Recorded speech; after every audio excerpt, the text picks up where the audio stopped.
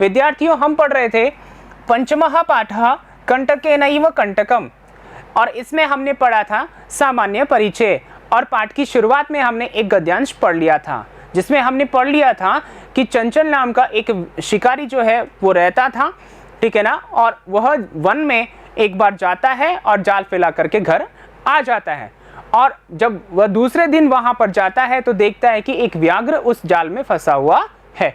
यहाँ तक की कहानी हमने पढ़ ली थी, समझ ली थी। आइए इसके आगे क्या होता है वो जानते हैं व्याघ्रस्य निवेदनम इस शीर्षक के साथ। इसका सब जो अपना सब टाइटल है, यानी कि ये उप शीर्षक जो है, इसके अंतर्गत हम जानते हैं। अब ऐसा क्यों कहा है कि व्याघ्रस्य निवेदनम, व्याघ्र का निवेदन, तो क्या निवेदन किया था व्याघ्र ने, आइए जानते हैं।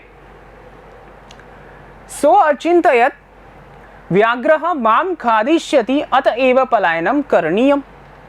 व्याघ्रः न्यवेदयत् भो मानवः कल्याणं भवतु ते, यदि त्वं मां मोचयिष्यसि तर्हि अहं त्वां न हनिष्यामि।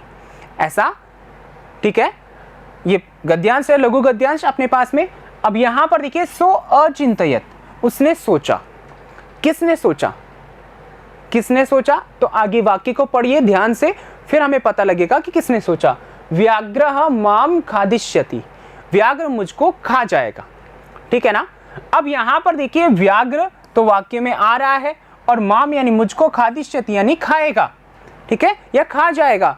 तो ऐसा वाक्य कौन बोल सकता है, दूसरा व्यक्ति कौन था, चंचल, ठीक है ना, शिकारी, व्याधः। तो यहाँ पर देखिए इसका जो संधि विच्छेद है वो क्या हो जाएगा अपने पास में, इसका संधि विच्छेद जो है अपने पास में हो जाएगा सधन अचिंतयत,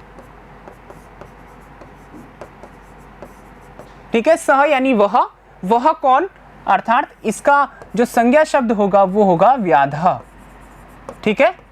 व्याध ने सोचा, क्या सोचा कि व्याघ्रः यानी व्याघ्र, माम यानी मुझको, खादिष्यति यानी खा जाएगा, अतएव इसलिए पलायनम करणीयम, भाग जाना चाहिए, पलायन कर जाना चाहिए। पलायनम का मतलब भाग जाना, करणीयम यानी करना चाहिए। तो आगे व्याघ्रः न्यवेदयत, व्याघ्र ने निवेदन किया। व्याघ्रः न्यवेदयत, व्याघ्र ने निवेदन किया। क्या निवेदन किया, देखिए विद्यार्थियों, भो मानव, हे मानव, कल्याणम भवतु ते, तुम्हारा कल्याण हो, तुम्हारा कल्याण हो। ते यहाँ पर देखिए ये जो ते है, ठीक है ना, ये क्या है, यहाँ पर जो है षष्ठी का एक वचन है, षष्ठी विभक्ति का एक वचन है, जिसको हम तव भी पढ़ सकते हैं, युष्मत शब्द का है, अर्थात तुम्हारा भवतु यानी हो, कल्याणम यानी कल्याण, तुम्हारा कल्याण हो। यह किसने कहा, यह भी आपको ध्यान रखना है, यह किसने कहा, व्याघ्र ने, और किस रूप में कहा, निवेदन के, निवेदयत, ठीक है ना, निवेदन किया। क्या निवेदन किया कि हे मानव, ठीक है ना, तुम्हारा कल्याण हो। यदि त्वम माम मोचयिष्यसि, यदि यानी कि यदि, तुम यानी तुम, माम यानी मुझको, मोचयिष्यसि मुक्त कर दोगे, मोचयिष्यसि का मतलब है मुक्त कर दोगे, तर्हि तो अहम त्वाम न, अहम यानी मैं, कौन कह रहा है, व्याघ्र कह रहा है खुद के लिए, त्वाम तुमको, न नहीं, हनिष्यामि मारूंगा, ठीक है ना। क्या कहता है, क्या निवेदन करता है कि हे मानव, कल्याण हो तुम्हारा, तुम्हारा कल्याण हो, यदि तुम मुझको मुक्त कर दोगे तो मैं तुमको नहीं मारूंगा, ठीक है। ऐसा कौन कहता है, ऐसा व्याघ्र कहता है, ठीक है। किसको कहता है, व्याध को, अर्थात चंचल को कहता है, ठीक है। अब यहाँ पर देखिए कठिन शब्दार्थ, सो अचिंतयत, सधन अचिंतयत, ठीक है ना। यहाँ पर देखिए उत्व संधि है, उत्व विसर्ग संधि है, ठीक है ना। उसने सोचा, किसने, व्याध ने, ठीक है ना, चंचल ने सोचा। पलायनम भाग जाना, न्यवेदयत नि अवेदयत, यहाँ यण संधि है, ध्यान रखना, यहाँ कौन सी संधि है, यण संधि है। निवेदन किया, ते तुम्हारा, मोचयिष्यसि, यहाँ पर यह है, ध्यान रखना, मोचयिष्यसि, ठीक है, मुक्त करोगे, ठीक है। अब यहाँ पर देखिए कौन से प्रश्न बन सकते हैं यहाँ पर, तो आइए जानते हैं। व्याघ्रः मां खादिष्यति अत एव पलायनं करणीयम इति क अचिंतयत। व्याघ्र मुझे खा जाएगा इसलिए भाग जाना चाहिए, ऐसा किसने सोचा? तो कौन था सोचने वाला? एक तो व्याध था और एक व्याघ्र था, ठीक है ना। व्याध का नाम चंचल था और व्याघ्र उसमें फंसा हुआ था, किसमें? जाल में, ठीक है ना। तो यहाँ पर कौन बोल सकता है ऐसी बात? कौन बोल सकता है? व्याध, ठीक है। और एक पद में उत्तर देना है तो क के स्थान पे आप क्या लिख देंगे? व्याधः। क्या लिखेंगे बच्चों? व्याधः, ठीक है। अब यहाँ पर देखिए अगला प्रश्न, यदि त्वं मां मोचयिष्यसि तर्हि अहम त्वाम, आगे खालिस्तान दे दिया और इस वाक्य को क्या कहा है इसमें? इति कह कम अवदत, ऐसा किसने किसको कहा?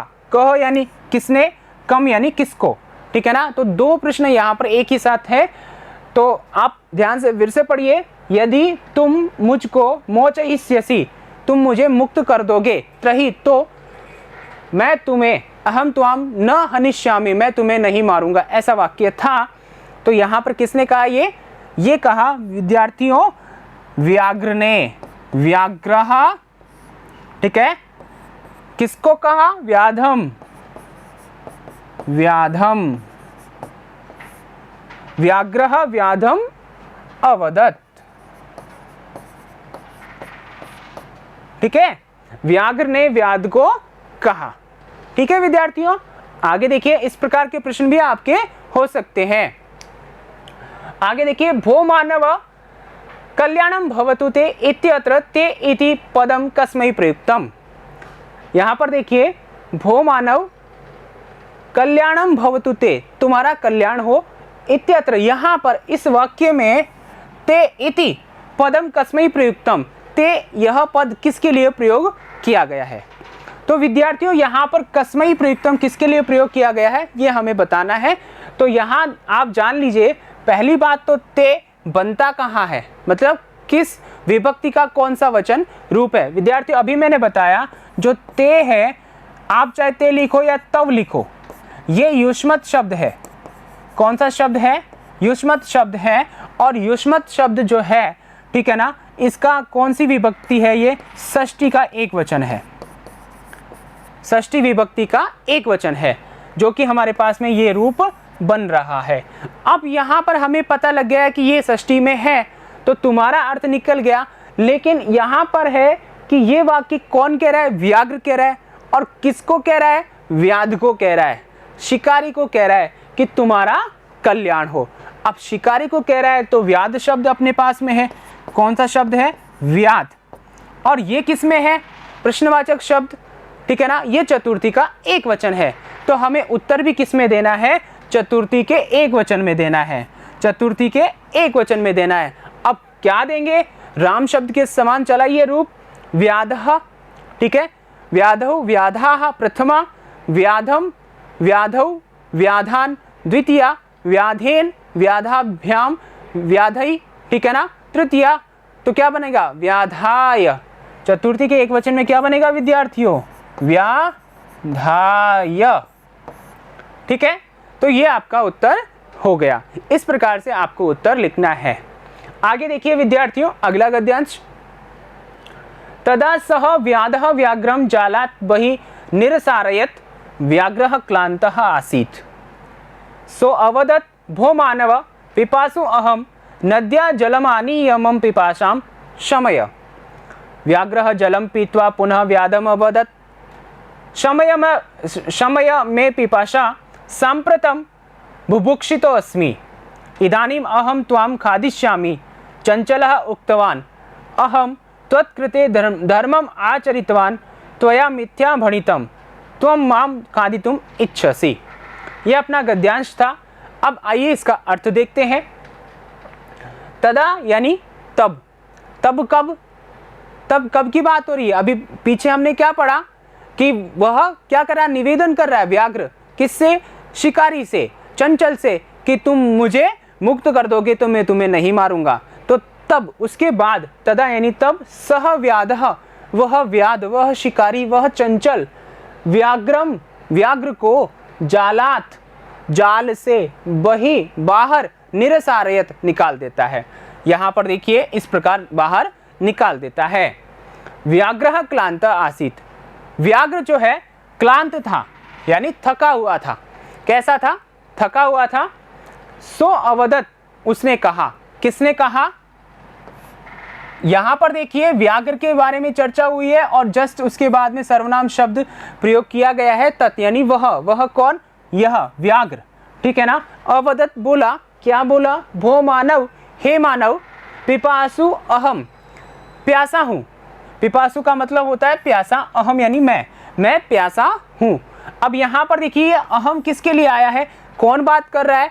व्याघ्र बात कर रहा है। तो यहाँ पर अगर हम ऐसा प्रश्न करें कि अहम इति पदम कस्मै प्रयुक्तम, तो हमारा चतुर्थी में क्या हो जाएगा? व्याघ्राय। क्या उत्तर होगा विद्यार्थियों? व्याघ्राय, व्याघ्र के लिए आया है, ठीक है। नद्याः जलमानीय मम पिपाशाम शमय, ठीक है, नदी का जल लाकर मुझे, ठीक है ना, या मेरी पिपासा यानी प्यास को, क्षमय यानी कि शांत करो, मेरी पिपासा को शांत करो, ठीक है। व्याघ्रः जलम पीत्वा पुनः व्याधम अवदत, व्याघ्र ने जल पी लिया, ठीक है, उसने निवेदन किया कि मुझे जल ला करके दो, और वो भी नदी का जल ला करके दो। तो जब व्याध ने व्याघ्र को बाहर निकाल दिया तो इतना काम भी कर ही सकता है, और किया भी। किया तो फिर आगे क्या बोलता है? व्याघ्र जल पीकर, जलम पीत्वा, जल पीकर पुनः फिर से व्याधम अवदत, व्याध को बोला, शिकारी को बोला, शमय में पिपाशा, ठीक है, शांत हो गई। मैं यानी मेरी, पिपाशा यानी प्यास, मेरी प्यास शांत हो गई। सांप्रतम, अभी, सांप्रतम का मतलब अभी, बुभुक्षितो अस्मि, मैं भूखा हूं। यहां पर देखिए बुभुक्षितः अस्मि, ठीक है ना, अस्मि यानी हूं, बुभुक्षित यानी भूखा, मैं भूखा हूं। इदानीम, अब, अहम मैं, त्वाम तुमको, खादिष्यामि खाऊंगा, अब मैं तुमको खाऊंगा। अब चंचल सोचने लगा, क्या सोचने लगा?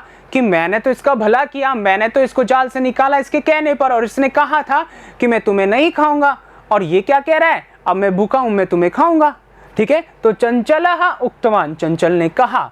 ऐसा सुनकर, अहम त्वत्कृते, अहम यानी मैं, त्वत्कृते तुम्हारे लिए, धर्मम आचरितवान, धर्म का आचरण किया, मैंने तुम्हारे लिए धर्म का आचरण किया, अर्थात तुम्हें जाल से बाहर निकाला। त्वया मिथ्या भणितम, तुमने गलत कहा था। त्वया यानी तुम्हारे द्वारा, मिथ्या यानी कि झूठ, भणितम यानी कहा गया, या तुमने गलत कहा।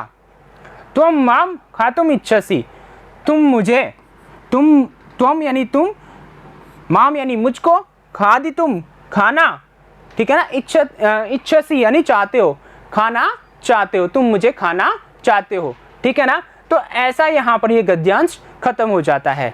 अब यहाँ पर देखिए इस गद्यांश में हमने क्या देखा, क्या पढ़ा? कि इस गद्यांश में हमने देखा कि जो शिकारी है, जो चंचल नाम का शिकारी है, वह व्याघ्र के कहने में आ जाता है और वह उसको बाहर निकाल देता है जाल से। जैसे ही वह निकालता है तो जाल में फंसने के कारण जो व्याघ्र है वह थक जाता है, और थक जाता है तो वो पानी मांगता है कि हे भले मानुष, मुझे पानी पिलाओ, नदी का पानी ला करके पिलाओ। तो यहाँ पर जो चंचल नाम का व्याध है वह उसको पानी पिला देता है और उसकी प्यास शांत हो जाती है। इतने में वो कहता है वापस से व्याघ्र शिकारी चंचल को कि अब मैं भूखा हूँ और तुम्हें खाऊंगा।